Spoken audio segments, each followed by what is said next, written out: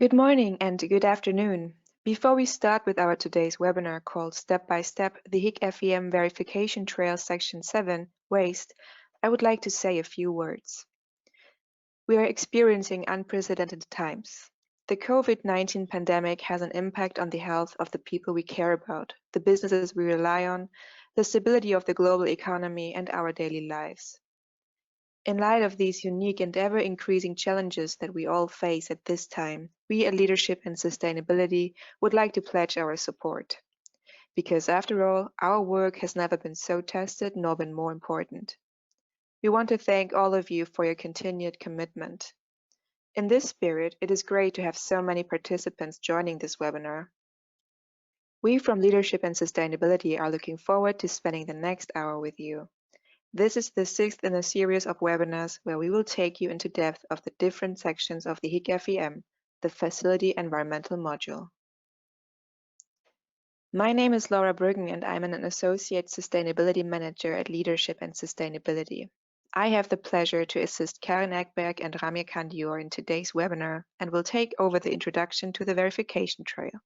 Karen, if you please begin to introduce yourself to our audience.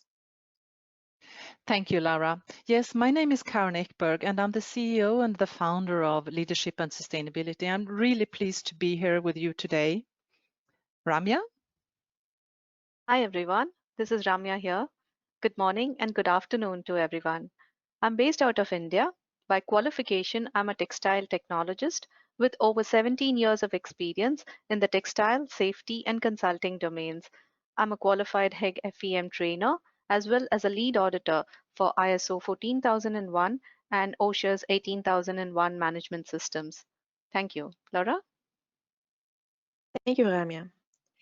Today we will introduce you to the SAC Higg FEM Facility Environmental Module, continuing with Section 7, Waste. After our presentation, we will have time for your questions, and finally, we will make you an offer and present our team to you.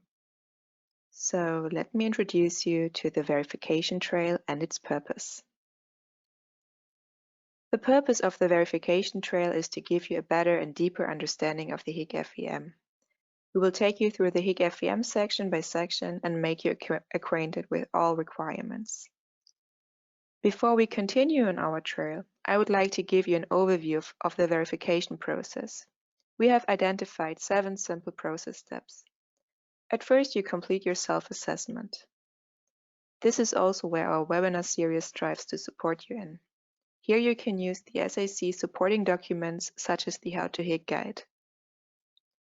As a second step, you will engage a verifier and provide information on aspects such as your type of factory and number of employees, if you're using chemicals in the production, and also which chemical level you have reached during your assessment, because this will also determine if a chemical specialist verifier is needed.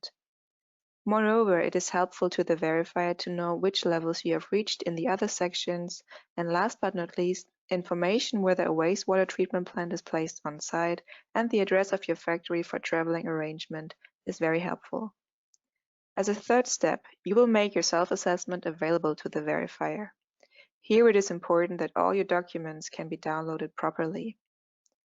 Then the verifier will review your self-assessment and documents and also informs about gaps and issues beforehand.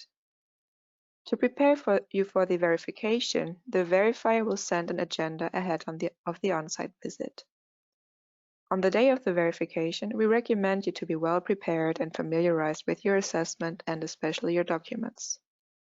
As a final step, a closing meeting will be conducted with a reporting, and after a final call, you can post your results on higg.org.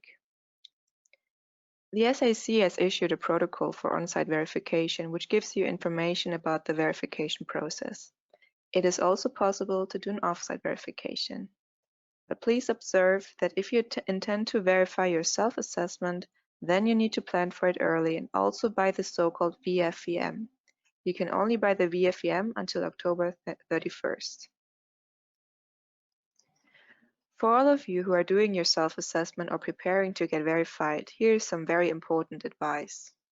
Appoint a person who is responsible to complete the Higg FEM self-assessment on an annual basis. Read the How to Higg guidance and the verification preparation guidance for facilities. Respond to the questions comprehensively and document all responses. The SAC requires documentation proof for nearly all questions. The SAC guidance on how to verify is very strict regarding documentation. So be clear when setting targets and baselines. And be aware of the time needed. The ultimate goal is to improve every year. This may sound trivial, but believe me, most facilities can improve here, and these are easy scores.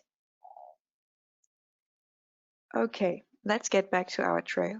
This is the overview of all the sections that are included in the FEM module.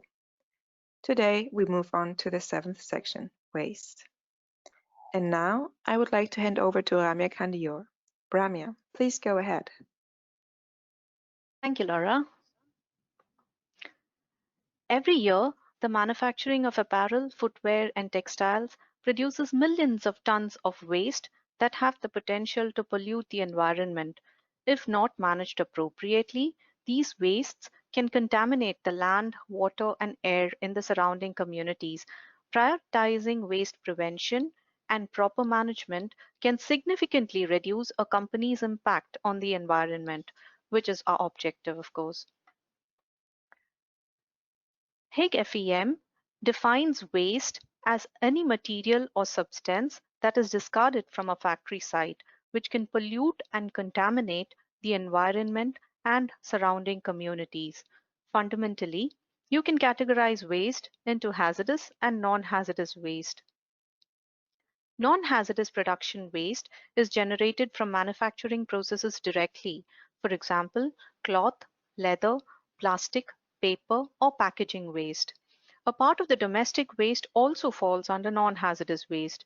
This includes, for example, food waste, which is typically generated from facility canteens and kitchens, and sanitary waste, which is the household waste from office and dormitory areas, for example, toilet paper, yard or garden waste, glass, and food packaging wastes, etc. And non-hazardous waste. Hazardous waste is waste that could cause harm to the public health and the environment. Examples are chemical waste and waste from industrial wastewater treatment. However, the classification into hazardous and non-hazardous waste may differ from one country legislation to another, defining which type of wastes are categorized as hazardous differently. A facility should at minimum follow the legal waste requirements. If legal requirements are not available, it's recommended to select more stringent industry guidelines. Can we move to the next slide? Yeah. As in all other sections, the questions here are categorized into 3 levels. We will now guide you through the waste section levels. For each level, there are allocated subtopics with corresponding questions. You can see the levels in the structure here. We have 7 questions in level 1 covering inventory, storage, handling, and training.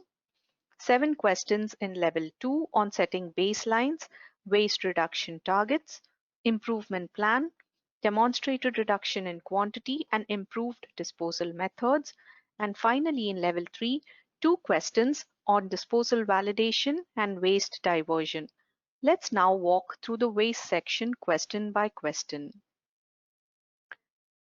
So let's move on to question 1. Developing a waste inventory is the first step in understanding the environmental impacts of the waste your facility generates. Creating a good waste inventory allows a facility to ensure that all legal requirements are met with regards to the generation, handling, and disposal of hazardous and non-hazardous waste. It helps to better understand where the waste is generated. It helps to track waste generation quantities and document how wastes are being disposed of. It helps to identify opportunities for improvement. Both question 1 and 2 are related to waste streams. Before you manage, you need to measure what you have. Question 1 asks you to list all non-hazardous waste streams you have and to report what quantities you have of each waste stream. All the listed items in the slide are classified as non-hazardous waste. Question 2 continues with the same question, but now for hazardous waste. It is expected that you list all the hazardous waste items generated from production, packaging, and domestic waste streams from your facility. All the items mentioned in the slide would come under the category of hazardous waste.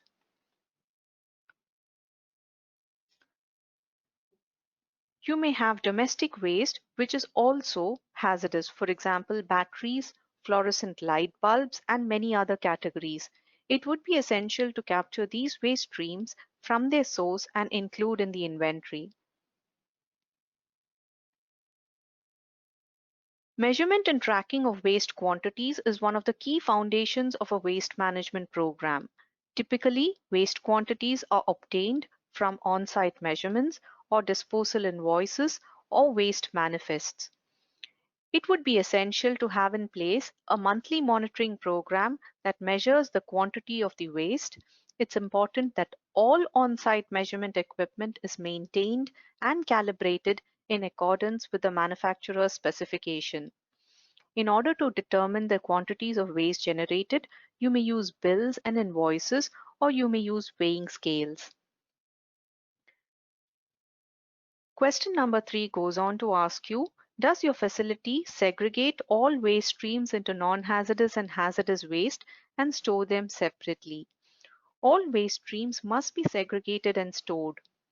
Segregating hazardous and non-hazardous waste can prevent unwanted reactions between the waste streams, reduce pollution and harm to the environment and people, and finally help reduce costs, because mixing waste can increase the volume of the waste classified as hazardous, which is of course more expensive to dispose of, and thus prevent any unwanted exposure for personnel. The first step is to make sure that legal requirements related to waste are met. This should include all the steps involved, namely generation, collection, segregation, storage, transportation, treatment, and finally disposal. You should also provide sufficient work instructions or standard operating procedures and signs for handling and segregating non-hazardous waste. This can be in the form of training and awareness campaigns, or this could even be in the form of posters at the work site, work instructions, or even simply as signs directing where to put which waste. Next, we go on to question number 4, which asks you, does your facility have well-marked designated hazardous waste storage areas? Hazardous waste poses a greater risk to the environment and human health than non-hazardous waste, and thus requires stricter management process. It's important to have a designated hazardous waste storage area to eliminate its risk to workers and the environment. Management should understand the dangers of hazardous waste and the importance of preventing contamination. Key employees should be trained on how to prevent contamination in hazard storage areas. Let's go on to the next question here, which is question number 5, which asks you, does your facility have well-marked designated non-hazardous waste storage areas? Non-hazardous wastes can pose contamination risks, for example, pollution, waste being dispersed by the wind, food waste, leachate, etc. And finally, this causes risks to workers by means of fire or sharp objects. Waste shouldn't be kept for too long and in too much quantity. Any site where waste is concentrated and stored even for a short period of time may be a potential point source of ground and groundwater contamination. Question 3, 4, and 5 is regarding waste handling.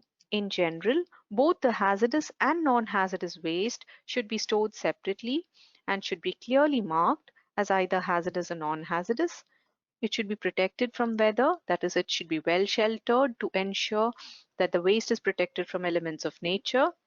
Ventilated, that is, it should have well designated and well maintained ventilation systems which remove corrosive, flammable, and toxic vapors, fumes, mists, or airborne dusts from the workplace and reduce their hazards. It should be protected from unauthorized employees, that is, you should ensure there is a restricted entry board with the list of permissible personnel who are allowed into such areas. It should have explosion-proof lighting. It should be devoid of water drains from where water could spill. And finally, it should have clearly labeled contents of what is kept where. Next, we go on to question 6, which asks you, does your facility forbid open burning and dumping on site?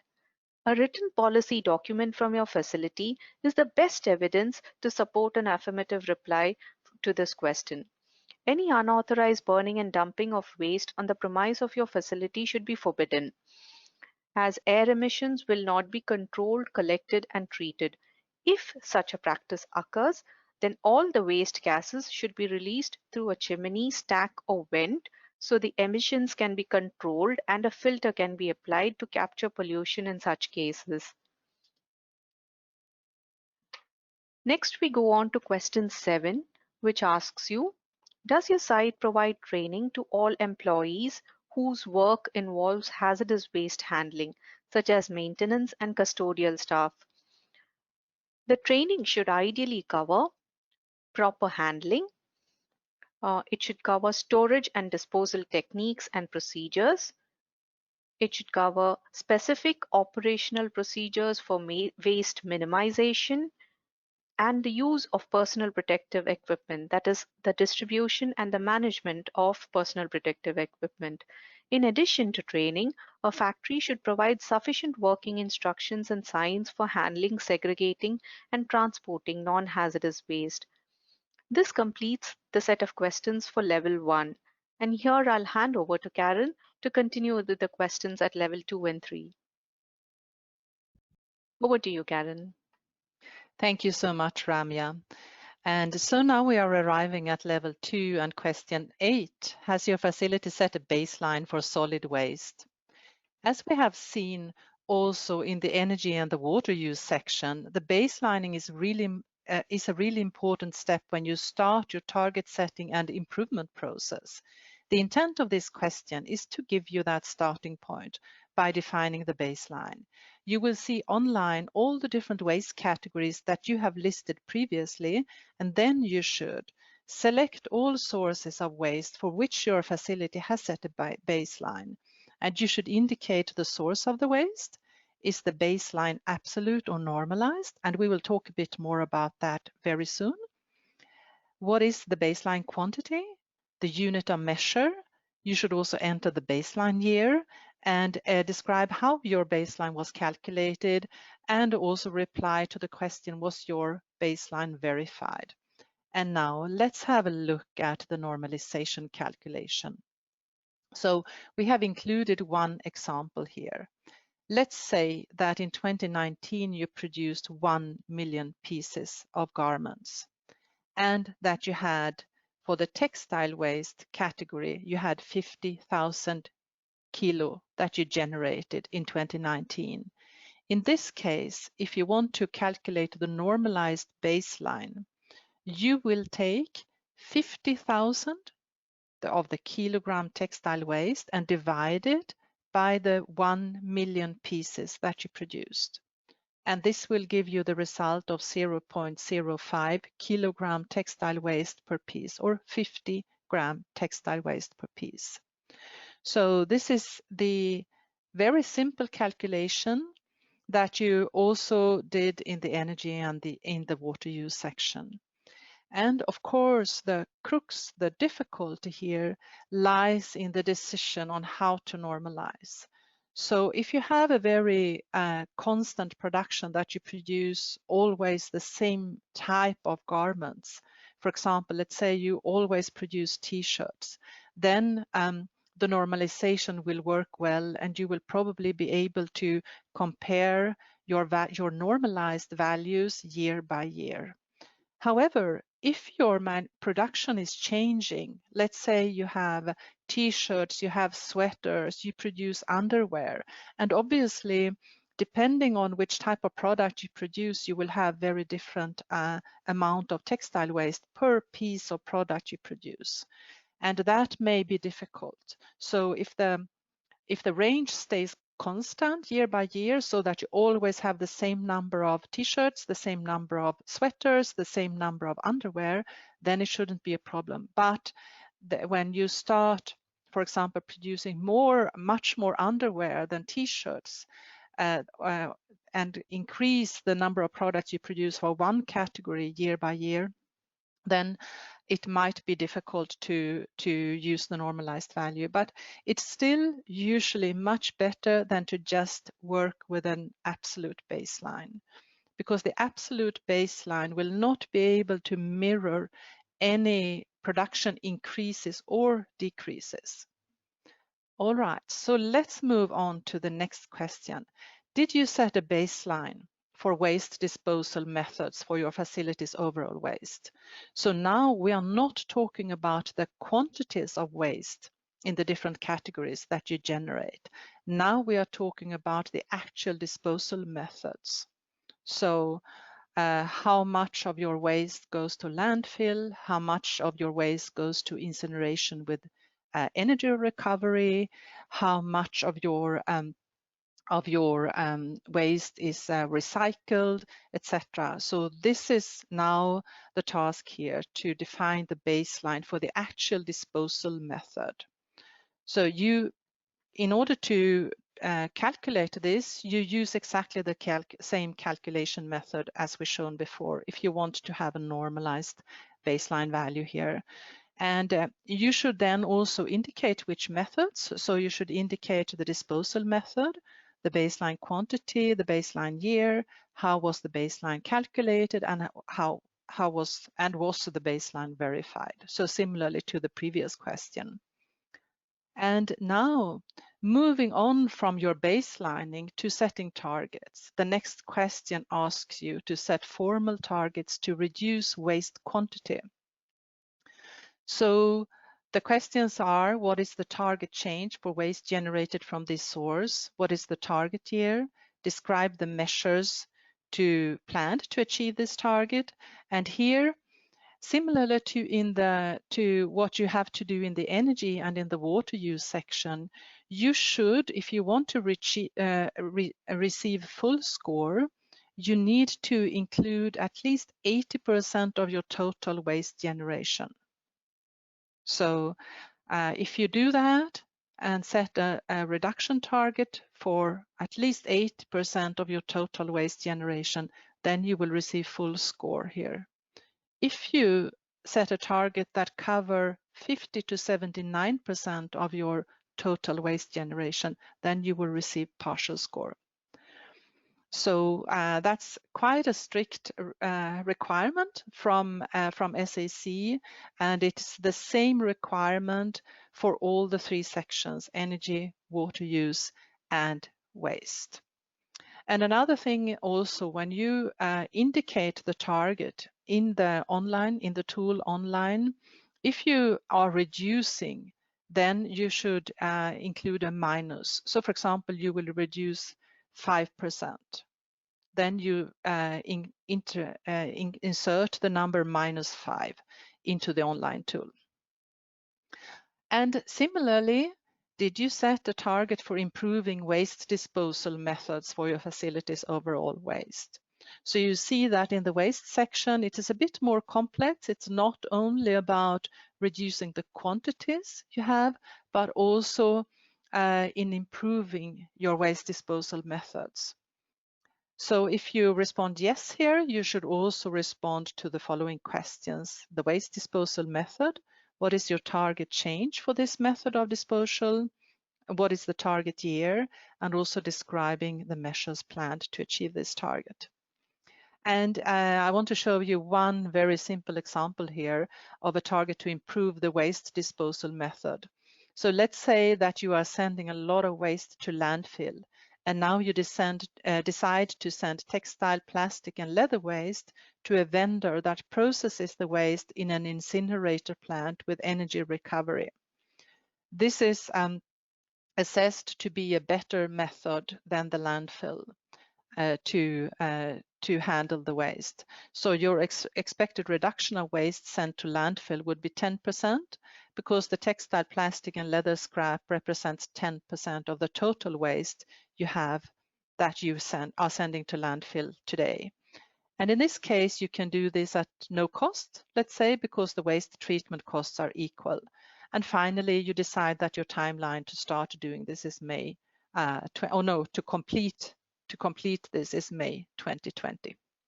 So this is just a simple example of an improvement plan for this case. And now the next question is, and this goes into what we already talked about, the implementation plan. Does your facility have an implementation plan to reduce waste quantity or improve type of treatment? So here, this implementation plan actually covers both quantity reductions and improvement in the type of treatment. And let's have a look here, which steps to include in an implementation plan. So you should have an identification of the waste improvement opportunities. You should have evaluated waste management alternatives. You should also prioritize the improvement items and set progressive timelines. You should approve funds for chosen solution.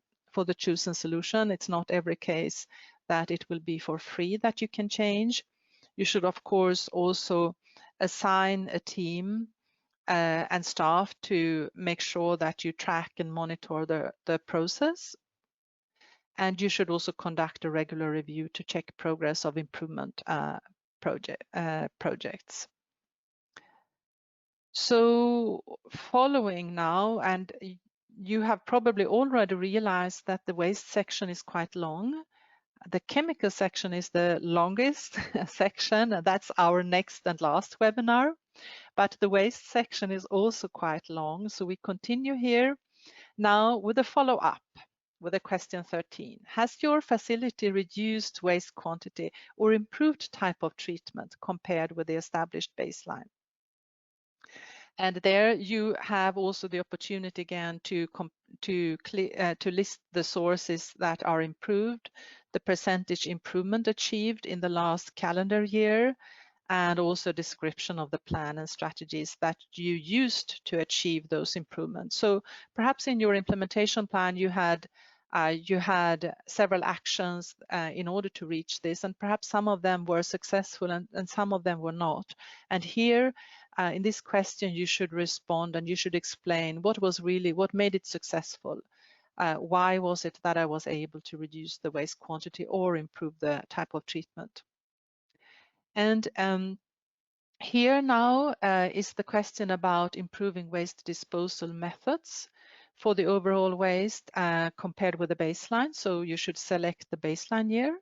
You should describe what was the percentage change that you achieved, and you should again describe the strategies used to achieve this improvement. And now we are already at level 3, and at level 3 we have 2 questions. And one is actually a very important one. It's the question is, does your facility validate the final disposal and treatment of all hazardous wastes? And what we are asking for here is really that you check on your providers, on your service providers that take care of your hazardous waste streams. So if you have, for example, a service provider that is using incineration with energy recovery for your hazardous waste or for one of your hazardous waste streams, you should actually go and audit this facility. You should go there, check the records, of course, but also have a tour around the site. Similarly to what the external verifiers are doing with your facility when they come and verify your facility.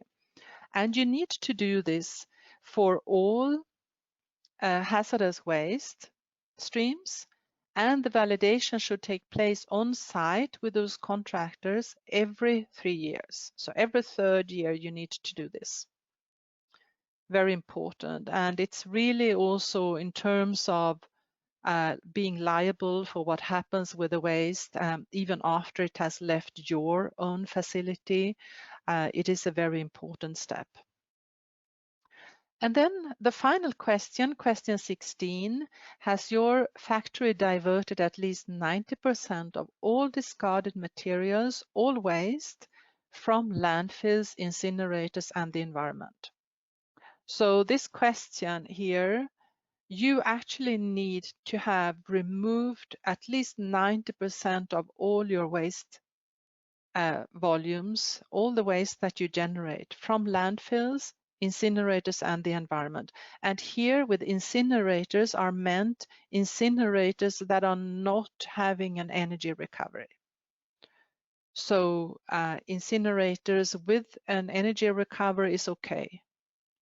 But incinerators that do not have an energy recovery or landfills are actually not okay. So you should have basically less than 10% going into landfills or incinerators without an energy recovery. So that's a very, and also for many countries where the infrastructure is not built out to offer other opportunities than landfills or very simple incinerators.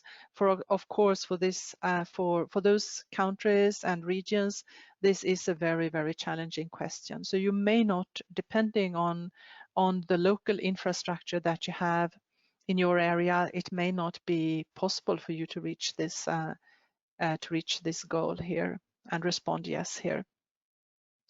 All right, so that was actually the last. No, sorry. That was wrong. We have one more question, and this is about upcycling and recycling into better products. So the question is, does your facility upcycle some of its waste or insert its waste into a circular economy system? An example of upcycling could be if you could insert the scrap textile waste you have into another production system, for example, the production of rugs. And there are lots of innovative projects around. They may still be in a pilot scale, but a lot of focus when it comes to investments into research in the textile sector today in this environmental and sustainability area actually goes into how can we increase the circularity of our products, how can we make sure that we keep the products in a circular system and thereby also upcycle the waste that we have. And with that, we have come to the last question in this section. And now we can open up for questions. So let's have a look and see if we have any questions here.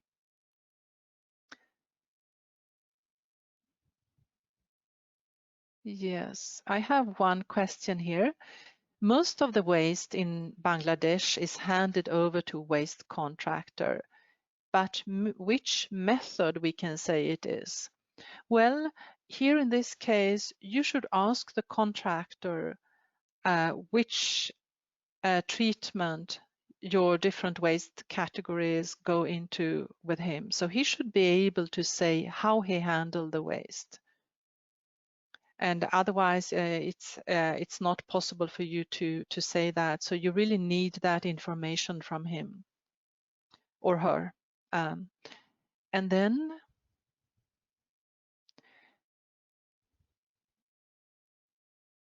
we have one question, a very technical question. Please share effect of waste to energy treatment method of natural leather.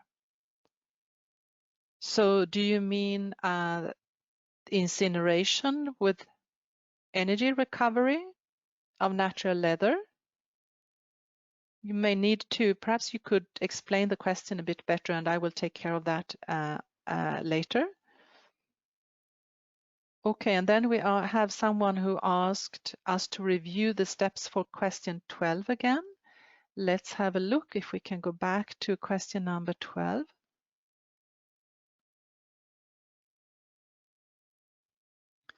Yes, so here you can see the steps to include in an implementation plan. Identification of the waste improvement opportunities, And you also should, before you actually decide about the implementation, you should have evaluated different waste management alternatives. You should prioritize the improvement items, approve funds, of course, the budget for the chosen solution, implement the solution, and assign a team. So those are quite general. Steps you need to take. And of course, you should also conduct a regular review. All right. Okay. Sorry, here we are. And let's see, I think we had a few more questions. Let me have a look.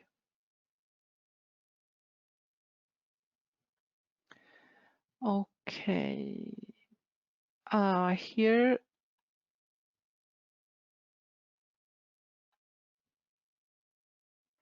Here someone is asking about the training, verifying and performance approving. And we can take up that with you. It's very difficult to give you a price just like that. It depends very much on the size and complexity of the facility, but it also depends on how deep you would like to go in the training, for example. So we will be happy to communicate with you offline about that. And then we have one question. Are those requirements of waste management in line with the requirements of an ISO 14001 certification in garment production facilities? Yes, to a large extent. The Higg FEM in general is very much oriented towards an ISO 14001 management system. So it has adopted the overall approach of a management system where you have a policy, you define a strategy, you set goals, and then you improve and monitor for improvements. So yes, you can say it's very much aligned with ISO 14001, but the waste section is also here in Higg FEM is also more specific.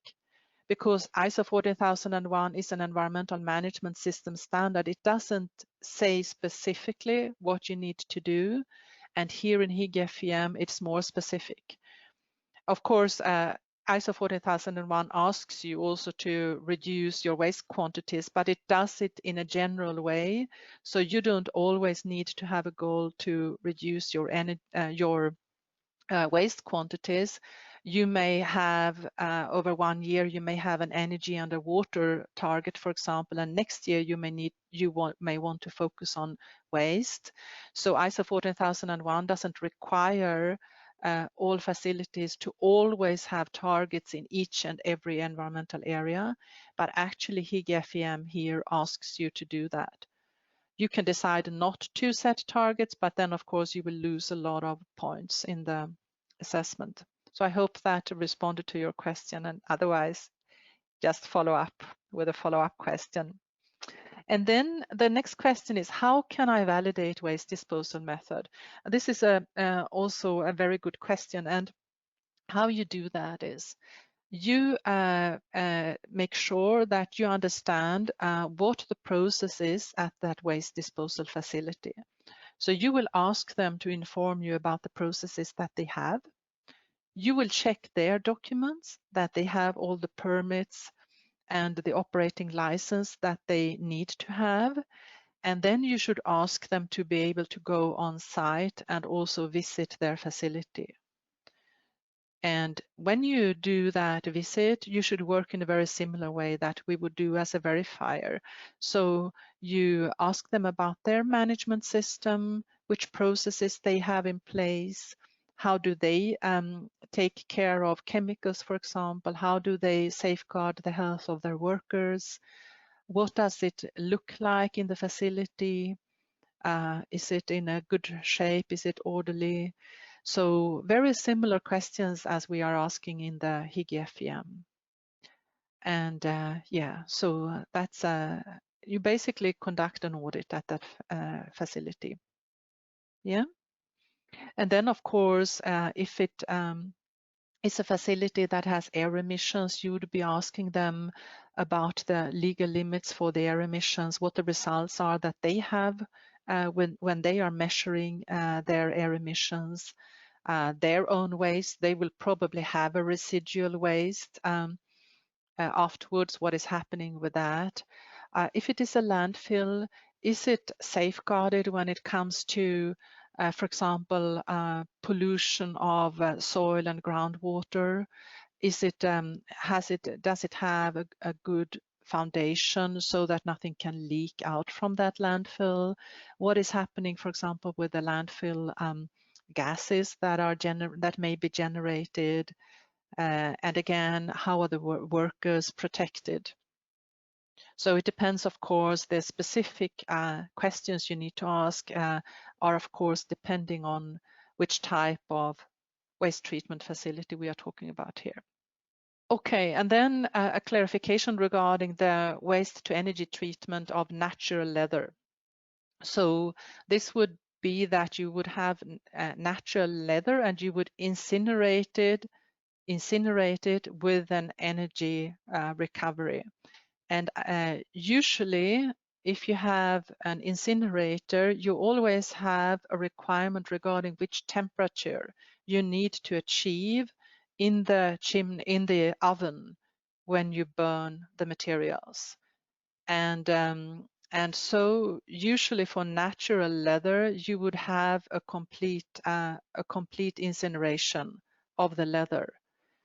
It may be if the leather has been treated, but you say natural leather here, so I guess it hasn't been treated. If it has been treated, if there are a lot of chemicals that has been used in the leather, then it may be a hazardous waste.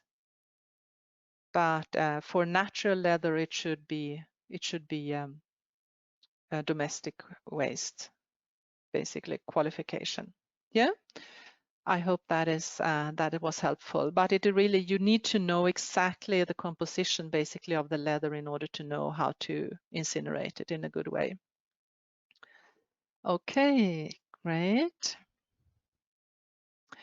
Yes, and then another question here, and that is for some waste like burnt oil, expired chemicals, which is the best disposal method except landfilling? Yes, actually, to landfill hazardous waste is not a good option in my experience. There are better methods, and the best methods is to have an incineration process with energy recovery. But if you burn hazardous waste, you need to do that at a temperature that is at least 1,000 degrees Celsius or even 1,100, 1,200 degrees Celsius in order to make sure that there is a complete incineration. And then, of course, there needs to be a very comprehensive flue gas treatment as well. And so that is really very, very important. And there may be other like that, which is in a way a sort of incineration, but there may be a co-generation, a co-treatment in the cement and industry. So that is also one option that is practiced in some countries, also actually here in Europe as well. Okay. And then what if I'm recycling more than 98% of waste? How will I improve my method? That's a really good question. So you you are already doing very, very well, I would say, if you are able to recycle 98% of your waste. So the very last question, the question 17, you have question 16 about removing at least 90% of the waste from landfills. You can then give a full yes there. And in order to improve further, well, you need to have a look at the last 2% you have and see what is possible to do that there. But I would say you are really doing very well already. And then the question about choosing absolute or normalized baseline. So when do we choose absolute for a baseline? Yes, for manufacturing facilities, most of the time it is better to use normalized values, because you may have 1 year, you may be using 80% of your total capacity. another year you may be using 100% of your total capacity. And obviously you will produce the corresponding number of products. So if you produce, when you produce 100% at 100% of your capacity, if you produce 1 million garments, when you produce 80%, you will produce 800,000 garments. And of course, although offices, etc., and lighting may be the same, but for the waste, you will have quite a corresponding value of waste dependent on the actual production that you have. So when you produce 800,000 garments, you will have much less waste than when you produce 1 million garments. And if you then choose an absolute baseline, you will have, if you 1 year produce 800,000 and then the next year 1 million, you will have an increase of your waste with perhaps 20-25%, or let's say between 15 and 25%. So then you are increasing your waste generation, but you were also producing more products. So if you would have used a normalized baseline, you would have had the same value, let's say, unless you had implemented any measures. So yeah, that was a long explanation. I hope that helps. And then how many verified facilities are there today? So in 2019, the number of verified facilities, I'm not sure I remember. It's above 1,000 facilities. Ramya or Laura, do you remember the exact number of verified facilities last year in 2019?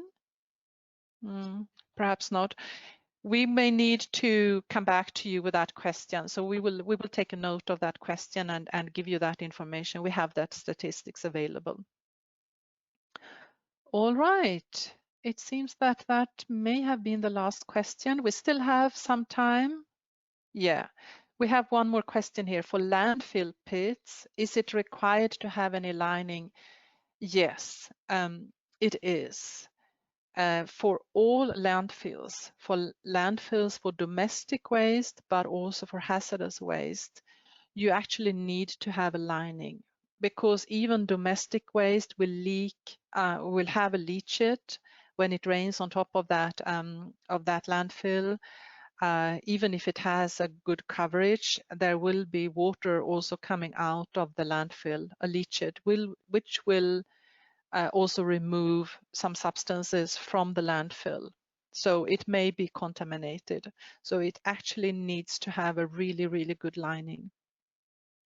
And I can tell you, many years ago, actually 30 years ago, I worked in a business where we were cleaning up toxic landfills, and it was a huge, huge task.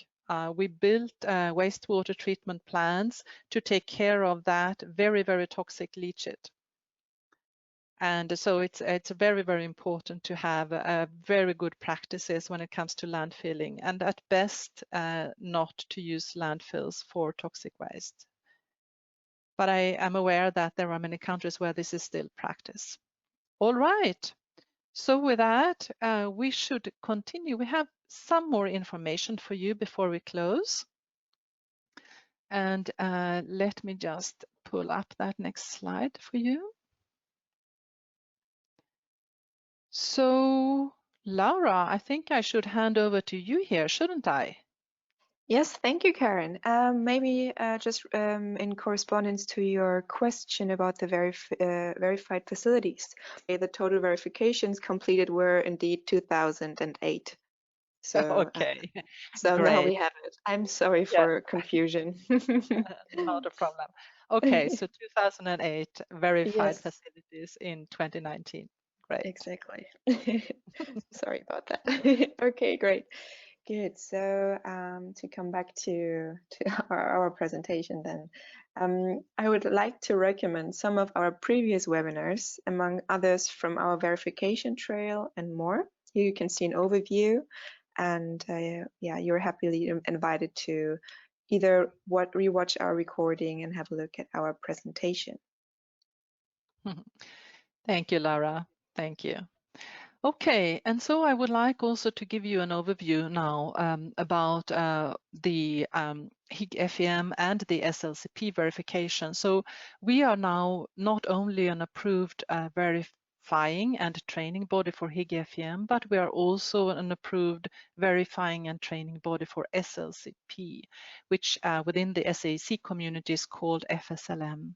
So we can offer the verification and training to you. And the verification, it's really about determining the accuracy of responses reported in the facility self-assessment.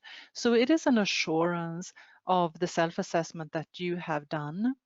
And it's usually the verification is taking place on site. There are cases where facilities would like to have it done off-site as well, but in most cases it is done on site.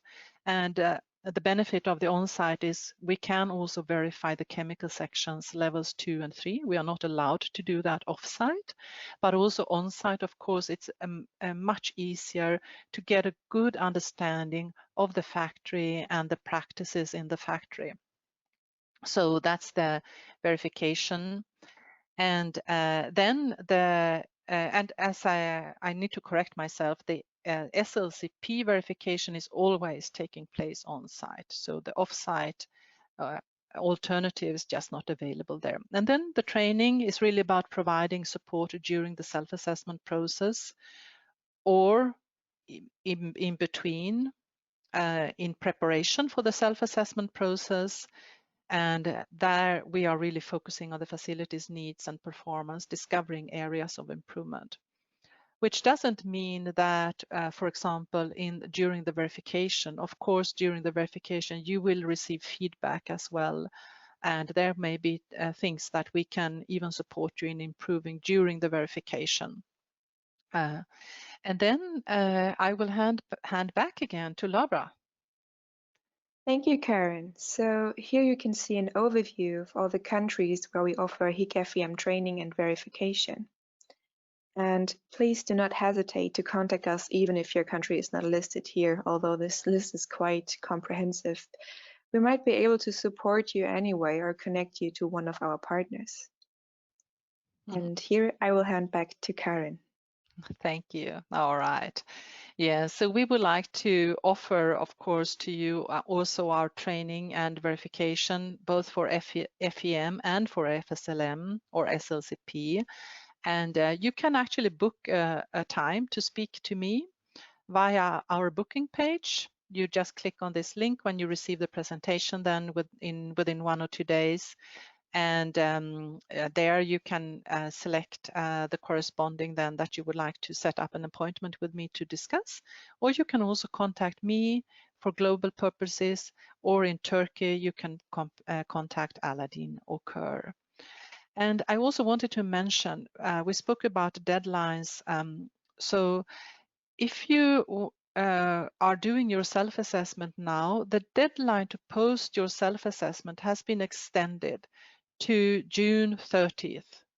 So instead of April 30th, now the deadline is June 30th. But by then you should have posted your self-assessment. And if you are going to do a verification, plan it quite early, as Laura already mentioned. And please be aware, you can only buy the VFEM module until October 31st. After that, no chance. So October 31st is the deadline to buy the VFEM. You can still have the verification taking place until the end of the year.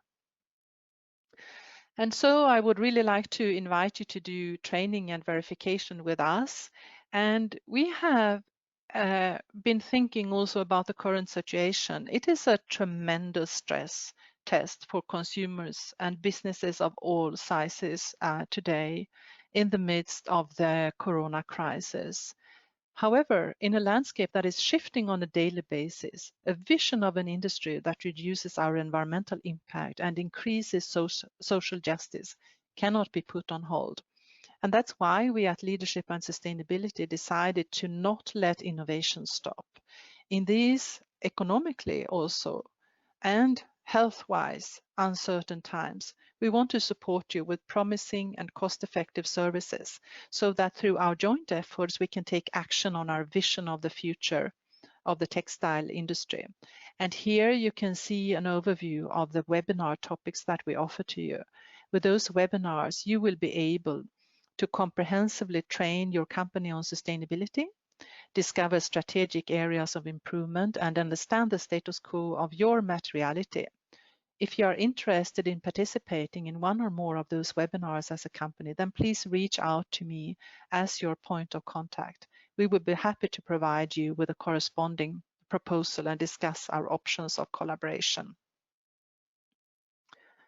And you can actually also reach Laura. So please take contact with Laura if you're interested in those webinar trainings that we will be delivering basically from next week onwards. And here we have come to our final slides, and I would like to present our team to you. So 3 of us you have already met in this webinar.